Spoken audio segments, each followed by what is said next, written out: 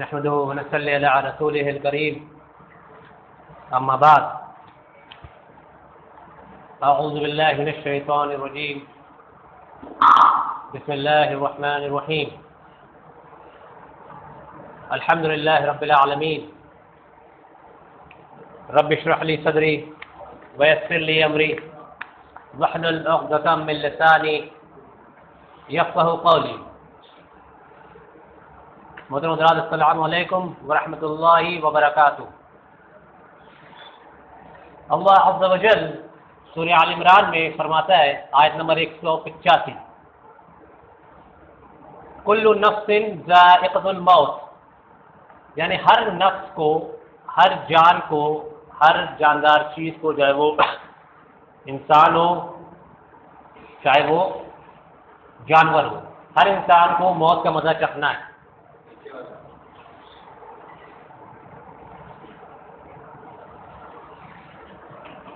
ہر انسان کو موت کا مزہ چکھنا ہے. یہ آیت ایک ایسی آیت ہے جس سے کوئی بھی انسان نکار نہیں سکتا، کوئی اللہ کو مانے یا نہ مانے. بہت سے لوگ ناستک ہوتے ہیں پر اس آیت کو ضرور مانتے ہیں کہ اس کو مرنا ہے. کوئی انسان یہ نکار نہیں سکتا. اور اللہ سبحانہ و تعالی نے یہ وعدہ کر دیا کہ ہر جاندار چیز کو، ہر جان کو موت کا مزہ چکھنا ہے، یعنی اس کا وقت آنا ہے. اب سوال یہ اٹھتا ہے کہ اگر ہمیں موت آنی ہے تو ہمیں اللہ سبحانہ و تعالی نے بھیجا کیوں، اس دنیا میں بھیجا کیوں؟ سورہ ملک میں اللہ سبحانہ و تعالی فرماتا ہے الذی خلق الموت والحیات لیبلوکم ایکم احسن عملا، یعنی ہم نے زندگی اور موت بنائی تاکہ ہم تمہیں آزما سکے کہ تم میں سے اچھا عمل کرنے والا کون ہے، احسن عمل. یہاں اللہ تعالیٰ ڈھیر سارا عمل کرنے کو نہیں کہتا ہے، احسن عمل کرنے کو کہتا ہے. احسن عمل یعنی کہ احسن عمل، اچھا عمل کون کرتا ہے. تو اس آیت سے یہ پتہ چلتا ہے سورہ ملک سے کہ اللہ نے یہ زندگی ٹیمپریری بنائی ہے، وقتی بنائی ہے تاکہ وہ ہمیں آزما سکے کہ ہمیں سے اچھا عمل کرنے والا کون ہے. ہم اچھے اعمال بھی لے کر جاتے ہیں، برے اعمال بھی لے کر جاتے ہیں، اور تب یہ آیت فٹ ہوتی ہے کل نفس ذائقۃ الموت. ہمارا وقت ختم، ہم چلے گئے اللہ کے پاس.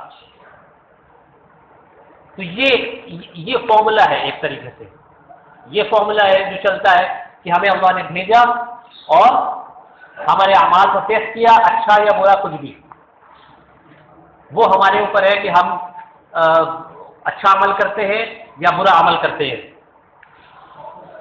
جب ہم کسی کی مٹی کی خبر سنتے ہیں، موت کی خبر سنتے ہیں ایک بار بھی، تو تھوڑا سا تعجب ہوتا ہے. جیسے کہ فی الحال میں ہمارے امام صاحب، اللہ تعالیٰ ان کو جنت الفردوس سے آمین کہیے اور ان کے گھر والوں کو صبر دے. تو یہ ایک تعجب والی بات تھی ہم لوگ کی، اور اللہ کی طرف سے یہ سائن تھا، انڈیکیشن تھا. دیکھو آج یہ ہے، کل ہمارا نمبر آنے والا ہے. سیدھی سی بات، ہمارا نمبر آنے والا ہے اور بہت قریب ہے. تو یہاں پہ جب ہم کسی کی موت کی خبر سنتے ہیں تو ہم ایک دعا پڑھتے ہیں، میرے خیال میں سب کو یاد ہے، انا للہ و انا الیہ راجعون. یہ سورۃ البقرہ کی آیت ہے، آیت نمبر 156 سورہ بقرہ میں. اللہ کہتا ہے انا للہ، ہم اللہ کی ملکیت ہیں، اللہ کے ہیں، و انا الیہ راجعون، اور اللہ کی طرف ہمیں لوٹ کے جانا ہے. تو یہاں پہ یہ بات ظاہر ہوتی ہے کہ یہ زندگی دائمی نہیں ہے، یہ زندگی پرماننٹ نہیں ہے، ہمیں ہر حال میں اللہ کے پاس جانا ہے. انا للہ، ہم اللہ کے ہیں، ہماری اولاد ہے، ہمارے ماں باپ ہے، ہمارے بھائی بہن ہے، ٹھیک ہے وہ ہماری اولاد ہے، پر ہماری اولاد سے زیادہ وہ پہلے اللہ کا ہے، وہ پہلے اللہ کا ہے.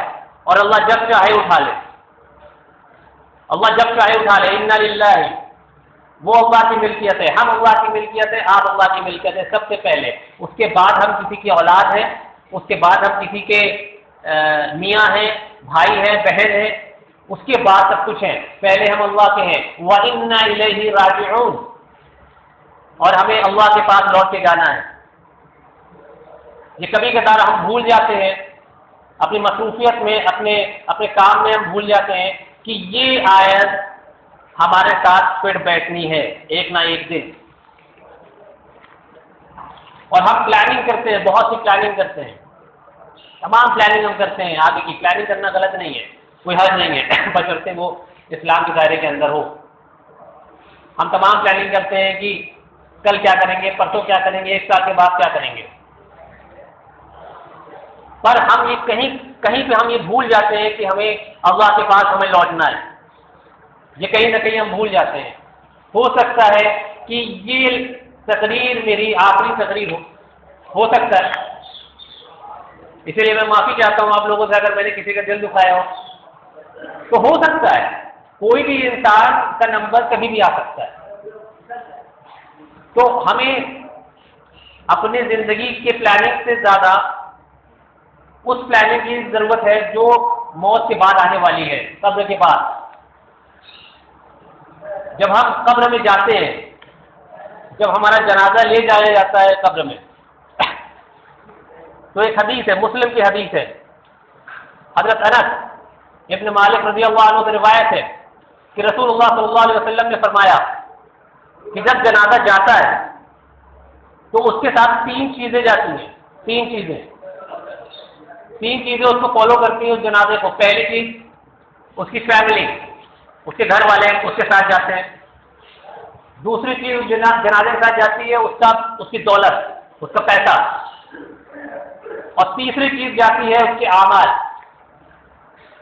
پھر رسول اللہ صلی اللہ علیہ وسلم نے فرمایا دو چیزیں واپس آ جاتی ہیں اور ایک چیز رہ جاتی ہے، اس کی فیملی، اس کے گھر والے اور اس کی دولت واپس آ جاتی ہے، اور اس کے اعمال اس جنازے کے ساتھ اس قبر میں دفن ہو جاتے ہیں۔ یہ حدیث ہے مسلم کی۔ تو ہمارے اعمال اچھے یا برے ہمارے ساتھ رہ جاتے ہیں اور دو چیزیں واپس چلی جاتی ہیں۔ جب کسی انسان کو قبر میں دفنایا جاتا ہے تو اس کا کیا حال ہوتا ہے؟ کبھی سوچا ہے اس انسان کا، عورت یا مرد، اس واحد ایک انسان کا کیا حال ہوتا ہے؟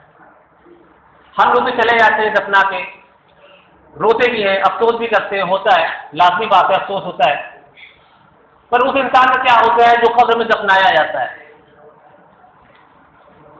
اگر اچھے اعمال ہوئے، یہ بہت لمبی حدیث ہے، تھوڑا سا میں بتاؤں گا، اگر اچھے اعمال ہوئے تو تین سوال پوچھے جاتے ہیں، جیسا کہ ہم سب جانتے ہیں، من رب کا، تمہارا رب کون ہے، تمہارا نبی کون ہے، تمہارا دین کیا ہے۔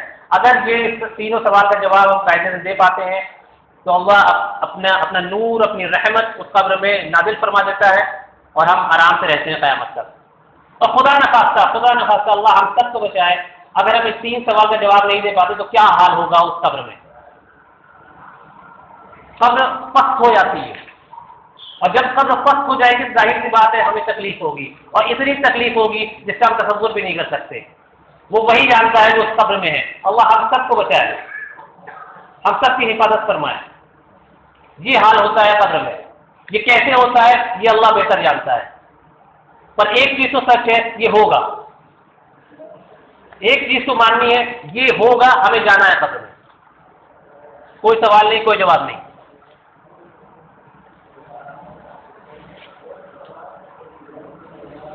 جب ہم دنیاوی زندگی میں اتنا مشغول ہوتے ہیں اور جب سنتے ہیں یہ تمام چیزیں، تو اب اس وقت اگر ہم اللہ کے قریب نہیں ہوئے، اس کے باوجود بھی اگر ہم اللہ کے نزدیک نہیں ہوئے تو یقین جانیے ہم پھر کسی اور دنیا میں جی رہے ہیں، ہم پھر غفلت کی زندگی میں جی رہے ہیں، اور ہم صرف ایک چیز کا انتظار کر رہے ہیں، وہ ہے اپنی موت کا۔ اور جس ٹائم موت آتی ہے اس ٹائم ہر انسان فرشتوں کو دیکھتا ہے، جو فرشتے روح قبض کرنے آتے ہیں، اس ٹائم معافی کے دروازے بند ہو جاتے ہیں۔ جب فرشتوں کو ہم دیکھتے ہیں، ہر انسان فرشتوں کو دیکھتا ہے، چاہے وہ مسلم ہو، چاہے وہ ہمارے نان مسلم بھائی ہوں، ہر انسان کی قبر روح قبض ہوتی ہے اور وہ فرشتوں کو دیکھتا ہے، کسی کی آسانی سے، کسی کی بڑی دقت سے۔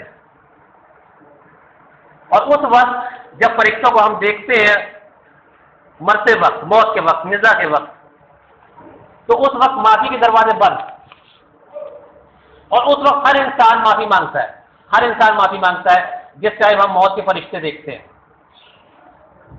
لیکن اس ٹائم معافی کا دروازہ، ریپینٹنس جسے کہتے ہیں، اس کا دروازہ بند ہو جاتا ہے، اس ٹائم کوئی بھی معافی قبول نہیں ہوتی۔ تو بہتر یہ ہے کہ ہم اللہ کی طرف ابھی رجوع ہو جائیں، اس سے پہلے کہ ہم بظاہر رجوع ہو جائیں اللہ کی طرف۔ ہم اللہ کی طرف اب رجوع ہو جائیں، یہ وقت ہے، یہ بہت اچھا وقت ہے۔ کبھی بھی دیکھیے، میں کوئی بھی نگیٹو بات کرنا پسند نہیں کرتا کہ ہم ایسا کر رہے ہیں، ہم خسارے میں ہیں، ہم ایسے ہیں، یہ سب باتیں کرنا پسند نہیں کرتے۔ جو ہے وہاں رکے، اللہ کی طرف رجوع ہو، بس ختم۔ ہر انسان گنہگار ہے، یہ حدیث ہے، ہر انسان گنہگار ہوتا ہے، لیکن سب سے بڑی چیز یہ ہوتی ہے کہ ہم اس گناہ سے معافی کب مانگتے ہیں۔ اللہ معاف کرنے والا، اللہ غفور الرحیم ہے۔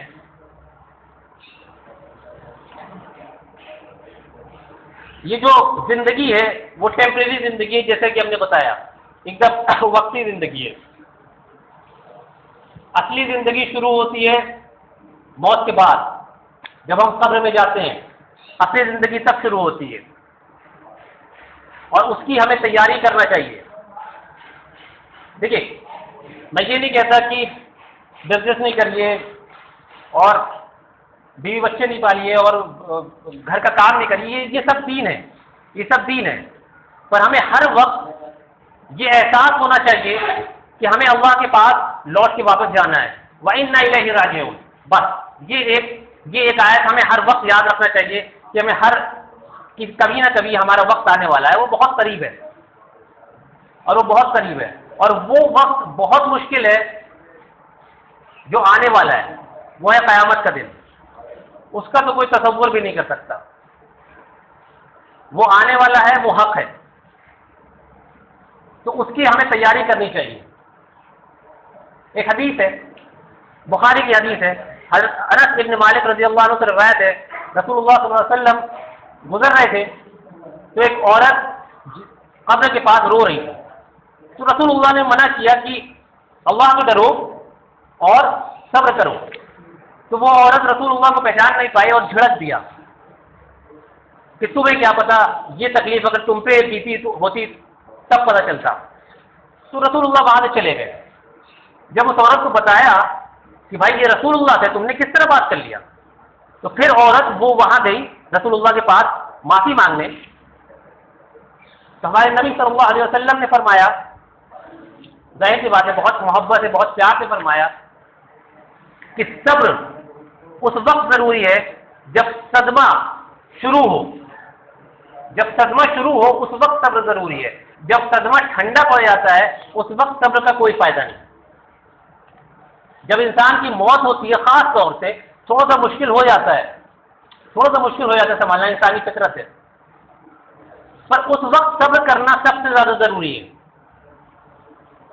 وہ صبر زیادہ معنی ہوتا ہے بنسبت اس کے کہ وہ صدمہ ٹھنڈا پڑ جائے اور پھر ہم کہیں کہ ہم نے صبر کر لیا، وہ صبر معنی نہیں ہے۔ تو ہم اللہ عز و جل سے یہ دعا کرتے ہیں کہ ہمیں سمجھ دے اور رجوع کرنے کی طاقت دے، اور اللہ ہمیں معاف فرمائے۔ اور ہم ایک دعا اور کرتے ہیں اپنے امام صاحب کے لیے کہ ان کو جنت الفردوس سے، جنت سے اونچا مقام دے اور ان کے گھر والوں کو صبر دے۔ وآخر دعوانا ان الحمد للہ رب العالمین۔ السلام علیکم ورحمۃ اللہ وبرکاتہ۔ سنت پڑھ لیجیے۔